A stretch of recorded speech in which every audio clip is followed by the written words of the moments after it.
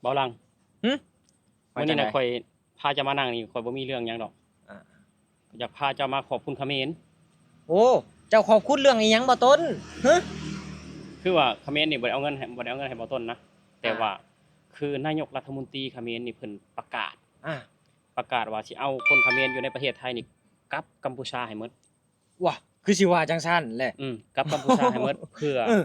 เพื่อแก้แค้นไทยนะอืมหรือว่าเฮ็ดใส่ไทยอืมที่มีปัญหาข้อพิพาทชายแดนกันอยู่ตอนนี้น่ะอ่าคือเพิ่นสิเอากลับให้หมดจะเอากลับให้หมดแม่นจากว่าเขมรมาเฮ็ดงานอยู่ในประเทศไทยหลายแม่นๆหลายๆล้าน2ล้านคน 3ล้านคนนี่ ว้า คือว่าแรงงานเขมรอยู่ในประเทศไทยนี่หลายกว่าแรงงานลาวนะโอ้หลายอยู่แหละ คือเฮาเห็นไปเฮาไปตลาดนัดหรือว่าไซต์งานก่อสร้างใหญ่ๆก็มีแต่เขมรเนาะมีแต่เขมร มีเขมร มีแต่เขมรหลายเลย ก่อนอื่นหมดก็กับสวัสดีครับสวัสดีครับพ่อแม่พี่น้อง FC ไทยลาวเมื่อสุขสุขคนสบายดีบ่ล่ะสบายดี สวัสดีครับ คือว่าเพิ่นนี่ประกาศให้คนงานเขมรนี่กลับบ้าน อ่า เพราะว่าตอนนี้เพิ่นมีงานรองรับแล้ว อืม แล้ว มี ก็ งานรองรับเรียบร้อยแล้ว แม่น โอ้ คือว่ารถบัสเนาะหรือว่ารถทัวร์นี่ อยู่ ที่กรุงพนมเปญนี่เพิ่นเตรียมพร้อมไว้แล้วตอนนี้น่ะ400คัน400คัน เพื่อสิรองรับคลื่นแรงงานเขมรกลับจากประเทศไทย คือสิเตรียมพร้อมเพิ่นเฮ็ดจังได๋บ่คือแบบว่าคิดแนวนั้นคิดว่าเอาแรงงานเขมรมาบ้านจังซี่นะ คือว่าคนงานเขมรมาทำงานในประเทศไทยนี่เงินเดือนละ10,000กว่าเนาะ10,000กว่าขึ้นไป แต่ตอนนี้เพิ่นกำลังสิเอาเขมรน่ะเอาแรงงานเขมรน่ะไปสร้างงานอยู่บ้านเพิ่น โอ้ งานอยู่บ้านเพิ่นน่ะว่างอยู่ 200,000 ตำแหน่งอยู่ตอนนี้ โอ้ แต่เงินเดือนน่ะวันละ100อ้าวเงินเดือนวันละ100วันละ100บาท เดือนหนึงเท่าไหร่บัดนี้เดือนหนึงน่ะก็ 3,000 บาท เดือนหนึง 3,000 บาทแล้วที่นี่เขามาเฮ็ดงานอยู่ไทยนี่เขาได้เดือนเท่าไหร่เดือนละหมื่นกว่าแม่นบ่ล่ะ แรงงานอยู่ประเทศไทยถ้างานก่อสร้างก็วันละ470 500เดือนละ15,000 ทำงานอยู่ประเทศไทย1เดือนเท่ากับทำงานที่เขมร5เดือน โอ้ อืม แล้วเจ้าคิดว่าคนเขมรน่ะเขาสิมื้อบ่ว่าต้น เจ้าคิดแนวใดค่อยถามจะได้รู้คันเป็นแนวนี้น่ะบ่ต้นมันเชื่อเลยว่าแรงงานเขมรนี่ใน3ล้านคนนี่นะสิกลับอยู่ดอกประมาณ 2,000 คน กลับประมาณ 2,000 คน 2,000 คน แล้วอีกที่เหลืออันนี้ ยังอยู่นี่คือเก่า ยังอยู่นี่คือเก่า โอ้ บ่ต้นว่ายังอยู่นี่คือเก่า เพราะว่าจากทำงานในประเทศไทยเนาะเอาลูกพ่อแม่ลูกเอาลูกมานำเด้คือเอาลูกมาทำงานนำจากเคยสิได้สมพเมียก็ได้อยู่ประมาณ30,000เนาะต่อ1เดือนและเขาสิกลับไปบ่ว่าไปทำงานวันละ100บาทอยู่ประเทศเขมร เขาบอกกลับสำหรับเบาหลังคิดว่านะเขาบอกกลับก็คือว่าสมมุติว่าเป็นเบาหลังนี่เบาหลังก็ยังบ่กลับเด้พี่น้องเด้บ่กลับเด้แต่จังได๋ก็อย่าบ่ต้นอยากขอบคุณนายกรัฐมนตรีเขมรนะและขอบคุณแรงงานเขมรที่กลับไปประเทศตัวเองเพราะว่าต่อไปนี่คนลาวเฮานี่คือแบบว่าว่างงานอยู่ในประเทศลาวนี่หลายว่างงานหลายแล้วก็เดี๋ยวนี้ว่าเขมรเนี่ยสิกลับบ้านเนี่ยคือบอกว่าพร้อมเสียบเข้ามาแล้วนะพร้อมเสียบเข้ามาเลยแรงงานลาวเฮานี่พร้อมเสียบเข้ามาเลยเนาะพร้อมมาทดแทนเลยแม่นบ่แม่นเพราะว่าอย่าลืมนะว่าไทยลาวเขาเป็นพี่น้องกันแม่นๆแต่ว่าปัญหาเรื่องผู้หลักผู้ใหญ่อยู่ในบ้านเฮากับประเทศไทยก็คือว่าฮักแพงกันดีบ่ว่าแต่ภาครัฐหรือว่าภาคประชาชนก็คือว่าคือเฮาเป็นบ้านพี่เมืองน้องแม่นๆบ้านพี่เมืองน้องคือกินส้มตำก็กินคือกันกินลาบก็กินคือกันเพราะฉะนั้นแล้วคนลาวเฮานี่เตรียมพร้อมตอนนี้นะทำพาสปอร์ตไว้รอแล้วตอนนี้นะทำพาสปอร์ตไว้รอแล้วจากที่ว่าได้ยินข่าวเขมรสิกลับบ้านนี่แม่นเฮ็ดพาสปอร์ตไว้ท่าแล้วแม่นถ้าเขาไปมื้อใดคือว่ารู้มาเลยเสียบเลยโอ้มาเลยคือว่าโอ้พี่น้องเลยคนลาวเฮานี่หรือว่าแรงงานเฮาลาวเฮานี่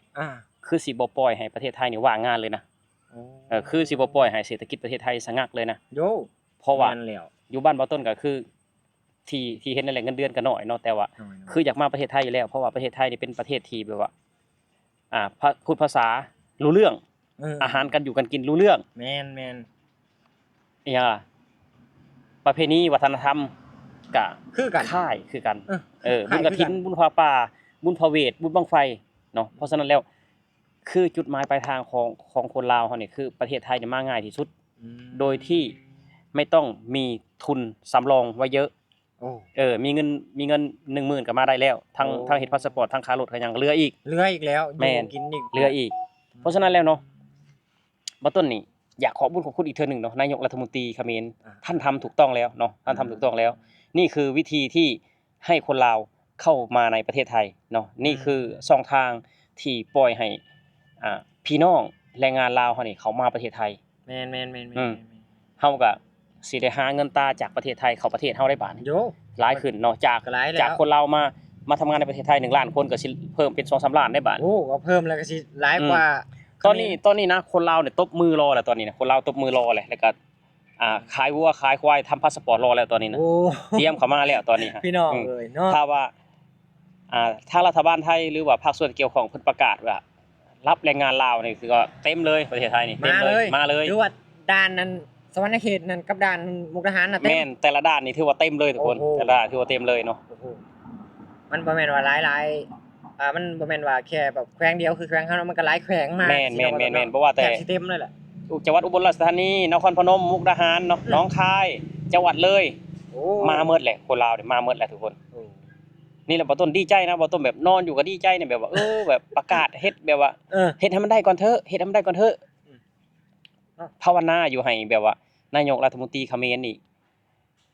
เรียกแรงงานเขมรให้กลับให้หมดก่อนเนาะถ้าเฮ็ดได้นะหมดก่อนแต่บ่ต้นก็เชื่อลึกๆว่าบ่มีไผกลับดอกทุกคนบ่มีไผกลับแน่นอนเพราะว่าอยู่ในประเทศไทยเขาก็มีชีวิตที่ดีคือเฮานี่แหละถ้าว่าเฮาบ่มีประเทศไทยก็ชีวิตเฮาก็บ่ได้เป็นแบบนี้เด้โยบ่ได้เป็นแบบนี้บ่ได้เป็นแบบนี้ถ้าสมมุติว่าประเทศเขมรคนเขมรเขากลับจังซี่นะบ่ต้นนะประเทศไทยบ่ได้เดือดร้อนเด้เพราะว่ายังอีกหลายๆประเทศที่เขามาเฮ็ดงานคือว่าอินเดียเนปาลก็คือว่าอยากมาอยู่ทุกคนอยากมาทำงานอยู่แต่ว่าเพิ่นยังบ่เปิดรับเพิ่นเปิดรับแรงงานเมียนมาลาวกัมพูชาคือเปิดรับตรงๆนะแต่ว่าถ้าขาดชาติหนึ่งคือแรงงานกัมพูชากลับบ้านหมดแรงงานลาวเฮามาเสียบทั้งจากเสียบแล้วยังบ่พออีกเพิ่นก็สิเปิดรับแรงงานประเทศอื่นเข้ามาอีกโอ้มันก็คนที่ได้รับผลกระทบหรือว่าคนที่ได้รับความเดือดร้อนก็คือคนเขมรเองนั่นแหละคนเขมรเองเลยประชาชนคนเขมรเองนั่นแหละที่ว่าได้กลับไปบ้านไปเฮ็ดงานวันละ100นะพี่น้องนะมันสิพอกินบ่กับเศรษฐกิจทุกมื้อนี่ใช้เงินใช้หยังแบบว่าเลี้ยงลูกเลี้ยงเต้าก็คือเศรษฐกิจทุกมื้อแม่นหยังก็ของแพงค่าของ10ก็สูงโยจากเจ้าที่มันบ่พอดอกเนาะมันบ่พอดอกจักนับจากตัวนี้ไปก็บ่ต้นก็สิไปตลาดบ่ต้นก็สิแนมเบิ่งว่ามีคนเขมรบ่หรือว่ากลับบ้านหมดแล้วบ่เนาะโอ้สิสังเกตเบิ่งสิสังเกตเบิ่งพี่น้องสังเกตเบิ่งโอ้แบบว่าสังเกตบังคักก็เยอะแรงงานเขมรนี่กลับหมดแล้วบ่เนาะบ่ต้นเชื่อเลยว่ากลับอยู่ประมาณ 2,000แม่นกลับอยู่ประมาณ 2,000 คือเพิ่นน่ะประกาศมื้อ2มื้อเนาะคือว่าแรงงานเขมรกลับบ้านนี่คือว่ายังบ่มีเท่าที่ควรนะคือเพิ่นประกาศตอนนี้นะคือว่าโลกโซเชียลออกมาก็คือว่าแรงงานเขมรนี่ยังเมื่อบ่หลายเมื่อเล็กๆน้อยๆเนาะกับแบบว่าสำหรับคนที่เมื่อคือคนขี้ขลาดนะขี้ขลาดแบบว่าย้านหรือว่าคนที่เชื่อฟังนายกรัฐมนตรีบ้านเขาในปัญหาชายแดนไทยกัมพูชานี่เนาะคนที่เมื่อก็คือคนที่ขี้ย้านแล้วก็เชื่อฟังนายกรัฐมนตรีแล้วก็เมื่อแต่สำหรับคนที่แบบว่ามองเห็นอนาคตมองเห็นแบบว่าครอบครัวต้องมาก่อนถ้าเขาเมื่อเขาก็สิเลี้ยงครอบครัวเขาบ่ไหวถ้าเขาเมื่อเขาก็สิกินแบบอดอยากๆคือเฮาบ่ได้มาประเทศไทยหั่นแหละเฮาก็สิกินอดอยากอยู่บ้านเฮาแนวมันแล้วคนเขมรก็สิคิดคือกันกับเฮาคิดคือกันนี่แหละคิดคือกันจากคดีว่าเขาเฮ็ดงานวันละ450จังซี่เขาเมื่อบ้านเขาเฮ็ดวันละ100เป็นไผอยากเฮ็ดบ่เป็นเจ้าเฮ็ดบ่บ่เฮ็ดแหละเพราะว่าเฮาเคยทำงานอยู่นี่แล้วแม่นเฮาเคยได้วันละ400เฮาไปได้มื้อละ100จังซี่เฮาก็บ่อยากเฮ็ดได้บ่ต้นมันเมื่อยกว่าเก่ามันเมื่อยกว่าเก่าเพราะว่าจากเฮาที่ได้เงินหลายแล้วไปได้เงินน้อยหั่นนะโอ้แนวเพราะฉะนั้นแล้วโอ้โหทุกคนขาให้ตายเขาก็บ่มือบ่มือนอกจากแบบว่าให้ทหารจับส่งมือแหละนะมือให้ทหารแบบกวดล้างเลยบ่ว่าแต่ตลาดนัดใช้งานก่อสร้างคือว่าเป็นคนเขมรล่ะจับส่งนั่นมือนั่นมือถ้าประกาศแบบนี้บ่ต้นเชื่อเลยว่าบ่มือแน่นอนประกาศบ่มือเนาะประกาศซื่อเพราะว่าถ้าว่าการันตีให้เขานี่มีงานให้ทำเงินเดือน 15,000ถ้าไผมาถ้าไผกลับมาฮอดกรุงพนมเปญแล้วมาลงทะเบียนผมให้คุณเดือนละ 15,000งานแบบนี้นะทำงานกี่ชั่วโมงถ้ายืนยันกับเขาไว้นั่นเขามือโยมือแล้วถ้าว่ามีงานรองรับอยู่ 200,000 คนแต่ว่างานรองรับกับเงินเดือน100 บาทวันนึงเขาบ่มือได้วันละ400สิมาเอาวันละ100มันก็บ่ได้มันก็เขาก็บ่อยากมือเฮ็ดหยังล่ะแม่นจากที่เคยกินแบบว่ามื้อละ100จังซี่สิไปเอากินมื้อละ20 บาทสิซื้อหยังกินบัดนี้มันคือว่า คือประกาศซื่อๆประกาศอย่าเอาชนะไทยนะประกาศ เฮ็ดใส่ซื่อๆประมาณ ประ นี้ กาศแบบอย่าเอาชนะไทยแต่ว่าไทยมันเขาเกมเหนืออยู่แล้ว เกมเหนืออยู่แล้วงานเขาก็มีเงินเดือนเขาก็สูงแม่นล่ะวะสิ่งที่ดึงดูดแรงงานกัมพูชาน่ะตัวเองมีแต่ว่าประกาศไปเอาเงินเดือนวันละ100แล้วเขาสิเมื่อได้จังได๋บ่มี เจ้าบ่มีแม่เหล็กที่แบบดึงดูดเขาเมื่อโดยตรงหั่นน่ะถ้าว่าอย่าเฮ็ดแท้เนาะก็เพิ่มงานให้เขาเพิ่มเงินเดือนให้เขาเท่ากับประเทศไทยบ่ต้นเชื่อเลยว่าบ่มีไผดอกอยากจากบ้านเกิดเมืองนอนมาอยู่ประเทศอื่นแม่นๆคือเฮาคือกันเนาะถ้าว่าอยู่บ้านเฮามีเงินเดือน 15,000 12,000เอ้าโยแนวมัน ทำงานแบบยกตัวอย่างคือบ่ต้นเนี่ยเอ้าทำงานแต่ตี5นี่เลิกเที่ยงนี่เอ้าเงินเดือน10,000กว่านี่บ่ต้นก็เมื่อเลยบ่ต้นก็เมื่อคือกันเมื่อบ้านน่ะก็สมมุติว่าบ้านเฮาเป็นแนวนี้แม่นแต่ว่าคือบ้านเฮาเงินเดือนล้าน8 2ล้านเนาะคือไทยเท่าไหร่ปะนี่คือเฮาทำงานในประเทศไทยก็เดือนนึง7-8ล้าน7-8ล้านแล้วมันบ่จำเป็นที่อยากมันบ่อยากเมื่อมันบ่มีแม่เหล็กที่ดึงดูดเฮาให้เฮาเมื่อหั่นน่ะแม่นๆอยากเอาชนะซื่อๆอยากเอาชนะซื่อๆเป็นบ่คิดเป็นแบบว่าการวางแผนที่ผิดๆนะการวางแผนที่ผิดๆบ่ต้นคิดว่าเป็นนั่นนะคืออยากเอาแบบแรงงานนี่เป็นเครื่องมือเพื่ออยากตอบโต้ไทยแต่ว่าอยากเอาชนะอยากตอบโต้อยากขึ้นสูงกว่าหมู่นี่นะแม่นๆแต่ว่าไทยเพิ่นอยู่เกมเพิ่นเหนือกว่าเนาะเกมเพิ่นเหนือกว่าคือประกาศปิดด่านบ่ใช้อินเทอร์เน็ตไทยบ่ดูหนังไทยตอนแรกคือบ่ดูหนังไทยเนาะบ่ใช้อินเทอร์เน็ตไทยไม่กินของไทยตอนนี้ก็นี่คือเก่าประกาศไปซื่อก็ได้ประกาศไปซื่อคือเห็นบ่ยกตัวอย่างคือบ้านเฮาเชฟเงินกีบไม่รับเงินตราต่างประเทศทุกวันนี้เท่าไหร่ล่ะ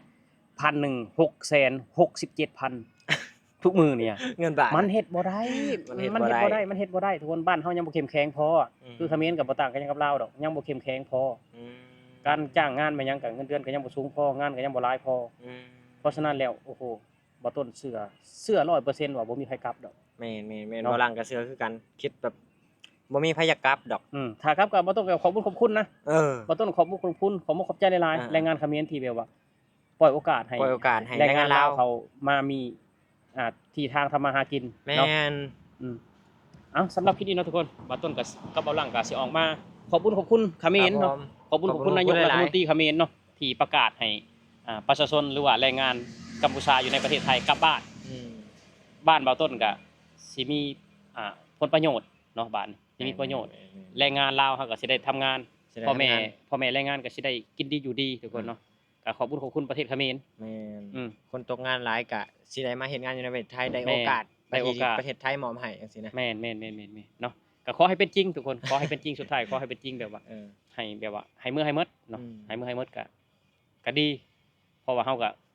คนงานลาวเฮาก็คือตกงานในประเทศไทยนี่ก็หลายอยู่นะแล้วก็สิเข้ามาใหม่ๆนี่ก็หลายอยู่นะหลายก็ถือว่าหลายบ่ต้นเชื่อเลยว่าบ่มีแต่เฮาดอกที่ขอบคุณ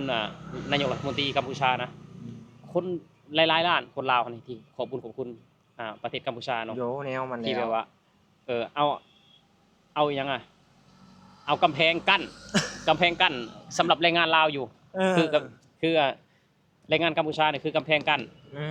แรงงานลาวเฮาอยู่เพราะว่าแรงงานลาวเฮาสิเข้ามาทำงานในประเทศไทยก็คือว่าตำแหน่งงานมันคือยังบ่ว่างถ้าเพิ่นเมื่อหมดก็คือว่ากำแพงนั่นได้ทะลุแล้วก็ถือว่าเสียบเลยมาเด้อแทนรถทดแทนเลยนะแม่นเนาะเอาสำหรับคลิปนี้พวกเฮา2คนก็ครับผมที่ก็ลำลาพี่ลำลาน้องขอบคุณประเทศไทยขอบคุณ FC ไทยขอบคุณเฒ่าแก่ไทยเนาะสำหรับคลิปนี้พวกเฮา2คนขอกล่าวคำว่าสวัสดีครับผมสวัสดีครับ